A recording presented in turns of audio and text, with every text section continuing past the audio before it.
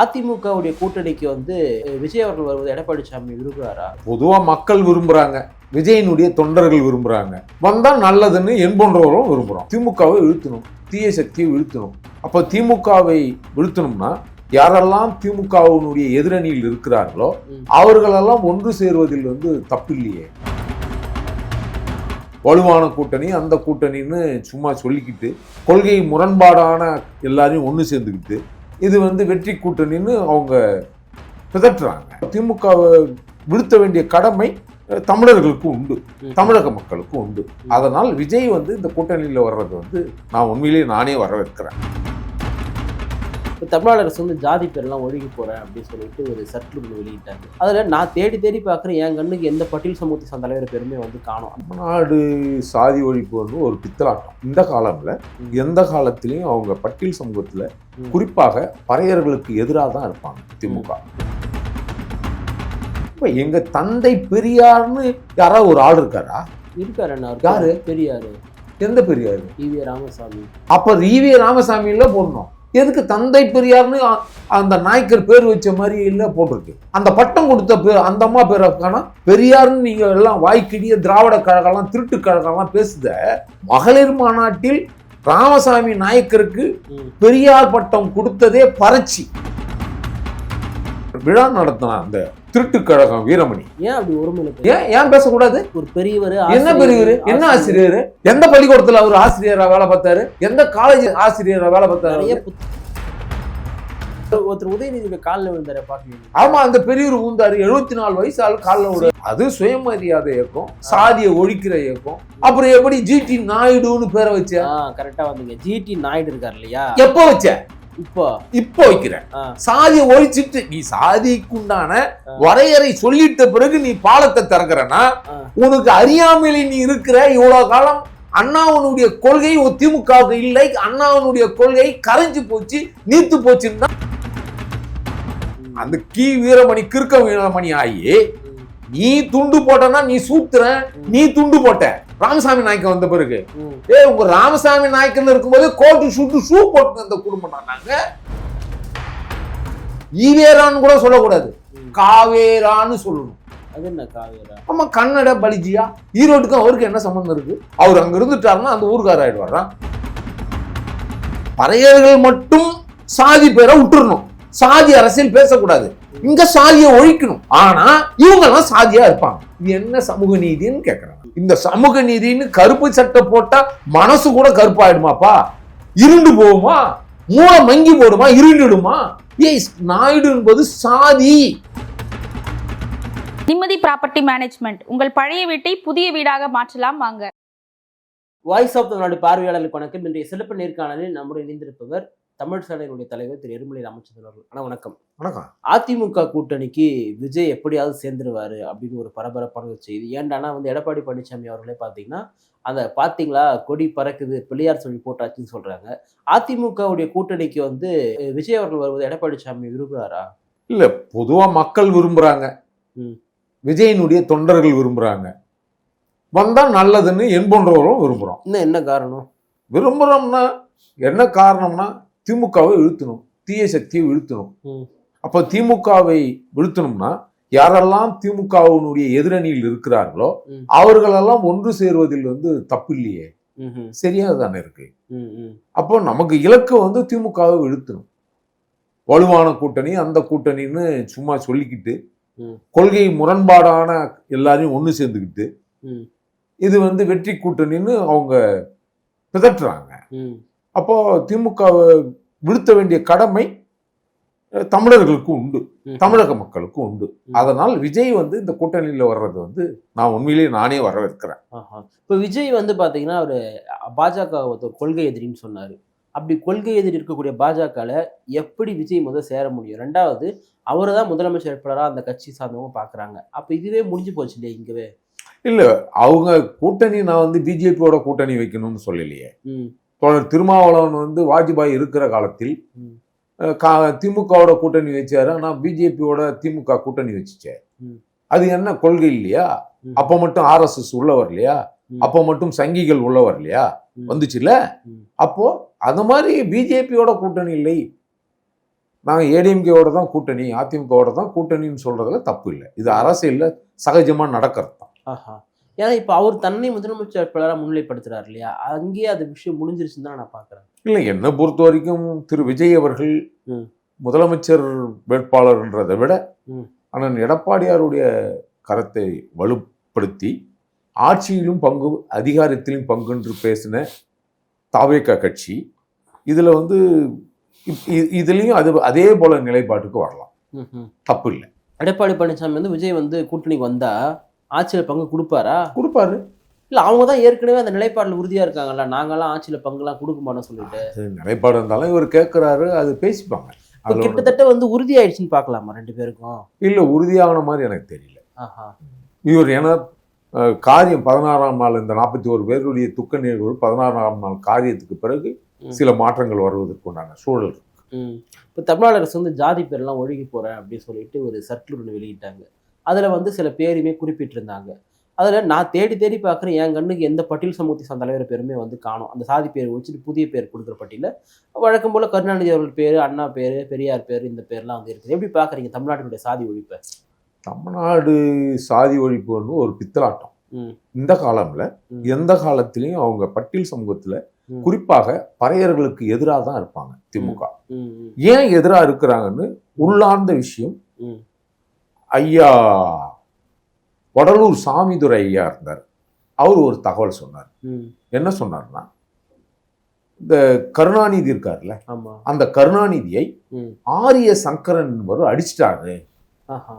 நான் சொல்லல, ஐயா வடலூர் சாமிதுரை சொன்னார். அப்போ வந்து ஆரிய சங்கரன் வந்து கருணாநிதியை எந்த ஊர்ல வந்து எங்க ஆட்டம் போடுற போடா அப்படின்னு விரட்டினாராம், விரட்டி அடிச்சிட்டாராம். இன்றைக்கு ஆரிய சங்கரனுடைய மரணம் கேள்விக்குறியாதான் இருக்கு. சொல்லிட்டு விபத்துன்னு சொல்லப்படுது. இல்ல, அதுதான், அது கேள்விக்குறியாதான் இருக்கு. விபத்தா அதுக்கு உண்டான இது இல்லை.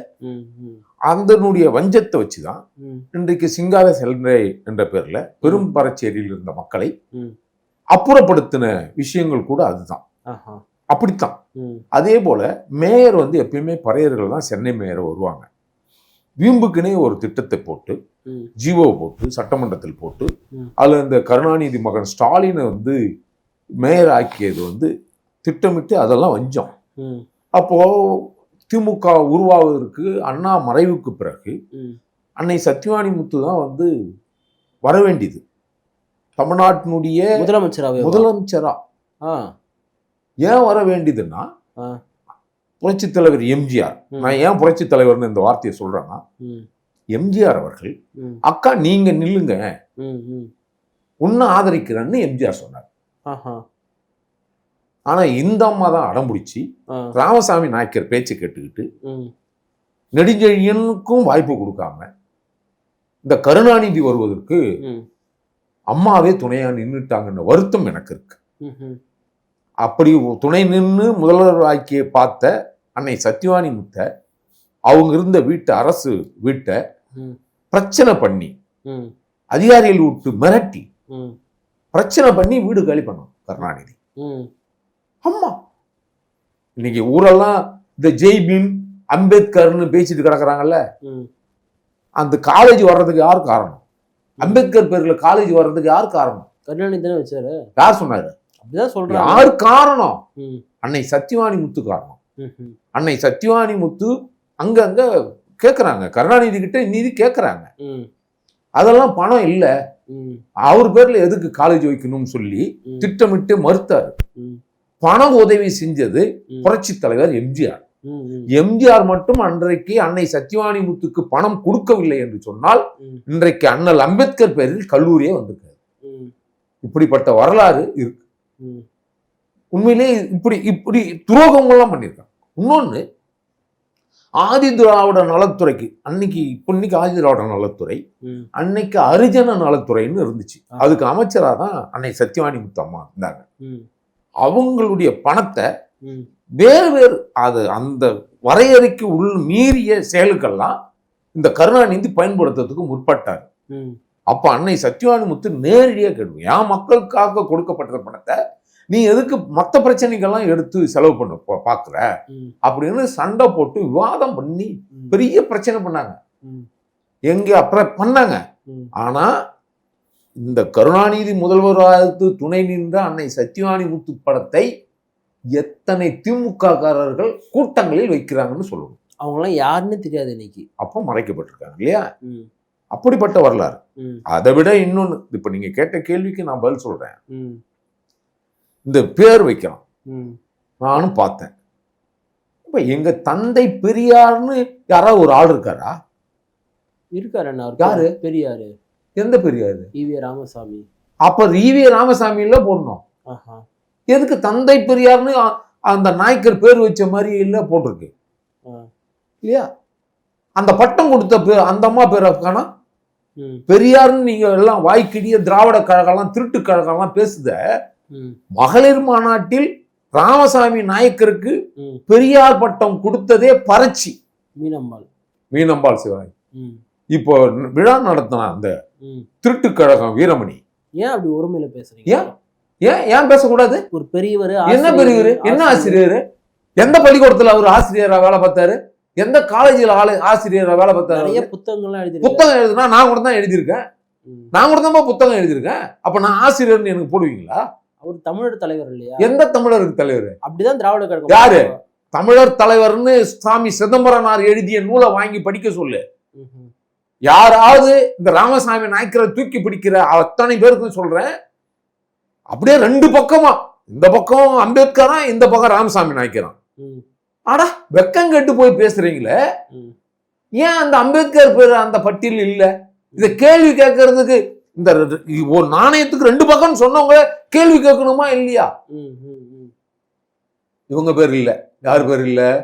ராமசாமி நாயக்கனுக்கு பெரியார் பட்டம் கொடுத்த மீனம்பாள் பேர் இல்லை. அவங்க பேர் தெருவுக்கு வைக்க கூடாது, ஏன்னா அது தீண்டாமை வந்துடும். சரி, அதை விட்டு திராவிடம் என்ற சொல்லை இன்னைக்கு பரவலா பேசப்பட்டது அயோத்திதாச பண்டிதர். இன்னைக்கு அவர் பேர், அவர் சொன்ன சொல்லாடலை வச்சுதான் வந்தவன் வந்த வடுக கூட்டம் ஓடி ஒளிஞ்சிட்டு இருக்குது.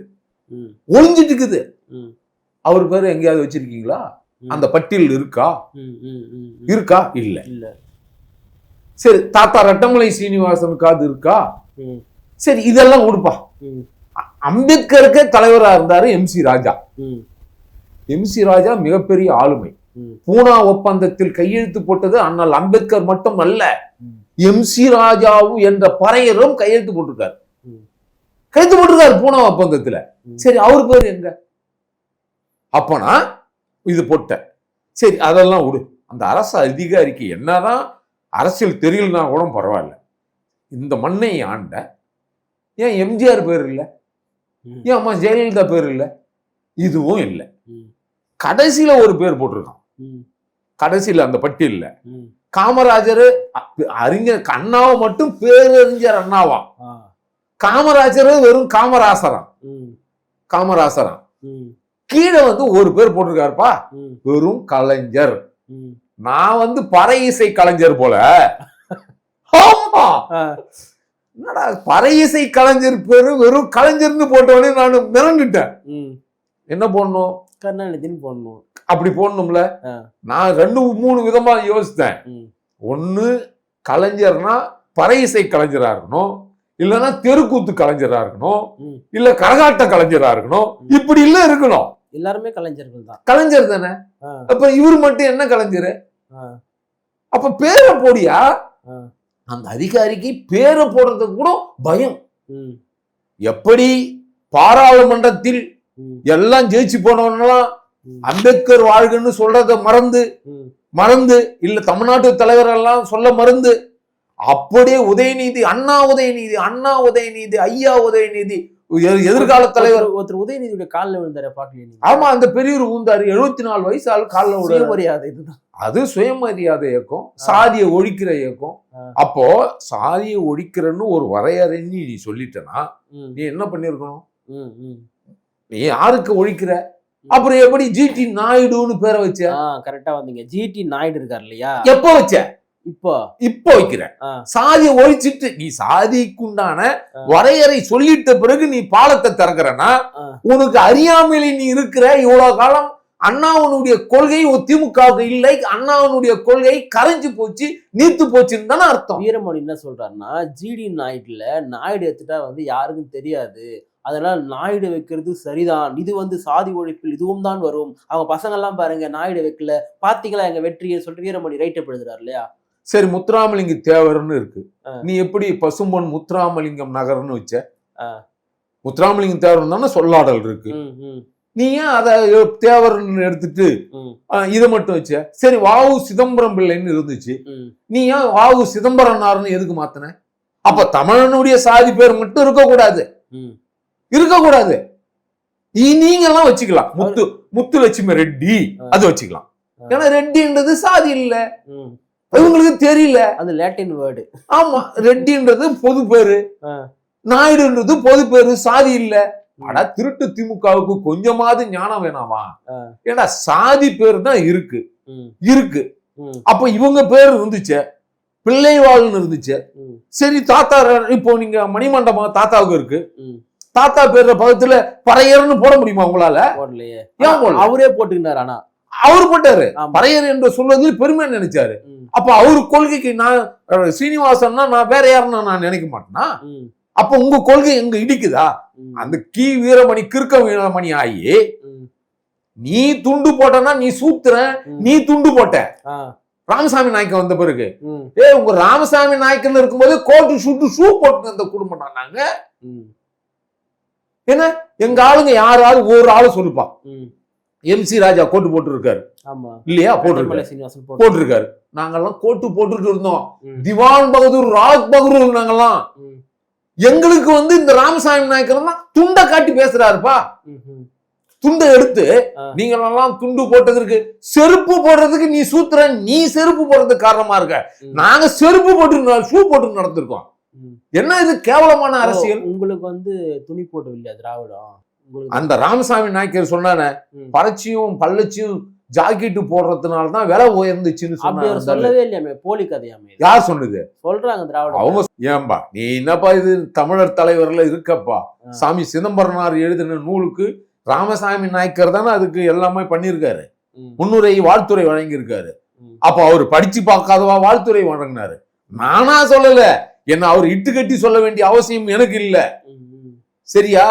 அன்னைக்கு பாம்பையும் பாப்பானையும் நேரா பார்த்தனா பாம்பை விட்டு பாப்பான அடின்னு யார சொன்னாரு? யார சொன்னாரு? எந்த பார்ப்பனர்னா யாரு? பாப்பான்னா பறையன் தெரியுமா? பாப்பான்னா பறையன், அந்தனர்னா பறையன், மறையோர்னா பறையன். ஆமா, பாப்பானுக்கு மூத்தான் பறையன், கேட்பாரற்று கீழ்ச்சாதியானான், இதுதான் பழமொழி. அப்ப பாப்பானும் பறையன் சங்க இலக்கியங்களே பாப்பார் என்ற சொல்லு வருது. அப்ப பார்ப்பார்னா தமிழர்களை குறிக்கும், குறிப்பா பறையர்களை குறிக்கும். பார்ப்பார்னா அப்ப என்ன அர்த்தத்துல அவர் சொன்னாருன்னா, ஆரிய சங்கரன் ராமசாமி நாயக்கர் கூட்டத்துல எல்லாம் பாம்ப விட்டுருவாரு.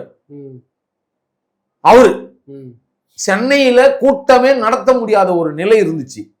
அவர் ஆரிய சங்காரன், அந்த பேரு ஆரியம்னு இருக்குல்ல, அததான் கிறுக்கு புத்தியில பாம்ப விட்டு பாப்பானாடின்னு சொன்னது தெரியுமா?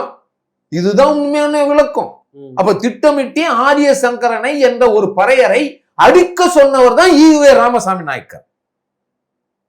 ஈவேரான்னு கூட சொல்லக்கூடாது, காவேரான்னு சொல்லணும்.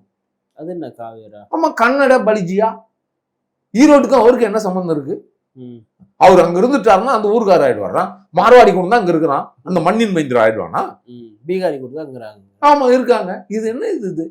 அதனால இந்த திராவிடம் பேசுகின்ற திராவிட மாடலுக்கு குறிப்பாக பறையர்கள்ல பட்டியல்கள்ல இருக்கிற பேரை இவர்கள் பயன்படுத்த கூடாதுன்னு புறக்கணிச்சதான் அப்பம் புறக்கணிச்சார்.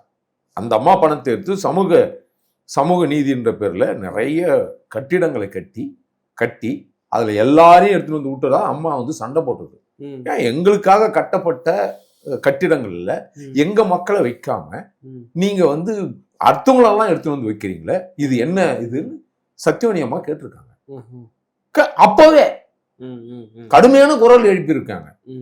ஆனா அவர்களை கொண்டாடுவதற்கு இந்த பட்டியல் சமூகத்தில் இருக்கிற தலைவர் கூட தவறு எடுத்து விட்டார். இப்ப சுபவீர பாண்டியன் இருக்காருல்ல, அவருமே இந்த ஜிடி நாயுடுன்றது சரிதான்னு சொல்றாரு. ஏன்னா அவங்கலாம் திராவிட இயக்கத்தின் பேரறிஞர்களாக பார்க்கக்கூடியவங்க. அதனால அவங்களுமே சொல்றாங்க இல்லையா, நாயுடுன்னு வைக்கலாம், நாயுடு வைக்கிறது தான் சரின்னு சொல்றாங்க. அது எப்படிப்பா நாயுடுன்றது சாதி பேர்லயே அந்த சுபவி மீசை மட்டும் வளர்ந்தா பத்துமாப்பா, மீசை முறுக்கிட்டா பத்துமா? சாதி பேர்னு தெரியாது. அப்போ பறையர்கள் மட்டும் சாதி பேரை விட்டுறணும், சாதி அரசியல் பேசக்கூடாது, இங்க சாதியை ஒழிக்கணும். ஆனா இவங்க எல்லாம் சாதியா இருப்பாங்க. இது என்ன சமூக நீதின்னு கேக்குறேன் நான். இந்த சமூக நீதின்னு கருப்பு சட்டை போட்டா மனசு கூட கருப்பாயிடுமாப்பா? இருண்டு போகுமா? மூளை மங்கி போடுமா? இருண்டுடுமா? மூளை வேலை செய்யாதா? நாயுடு என்பது சாதி தெரியாதா? இதே ராமசாமி நாயக்கரு எலெக்ஷன்ல, கோயம்புத்தூர் எலெக்ஷன்ல எழுதியிருக்காரு, நூல்ல இருக்கு சொல்றேன் நான். எனக்கு அவரை குறைச்சி சொல்லணும்னு அவசியம் எனக்கு கிடையாது. அதுல எங்க நாயுடு மக்களுக்கு சேர்த்து சரியா கொடுக்கல, கொடுங்க கோயம்புத்தூர்ல அப்படின்னு கேட்டிருக்காரா இல்லையா? அப்புறம் ராமசாமி நாயக்கருடைய கேள்விக்கு இன்றைக்கு ஸ்டாலின் விடை சொல்லியிருக்காரு. சீட்டு கொடுக்கலனாலும் பரவாயில்ல, நான் கோயம்புத்தூர் பாலத்துக்கு நாயுடுன்னு பேரை வச்சிடறேன் அப்படின்னு வச்சிருக்காரு. சாதிய நன்றி தெரிவிச்சு போஸ்டர் எல்லாம் ஓட்டுறாங்க இல்லையா, அது மொழிப்பற்று. மொழிப்பற்று தான்.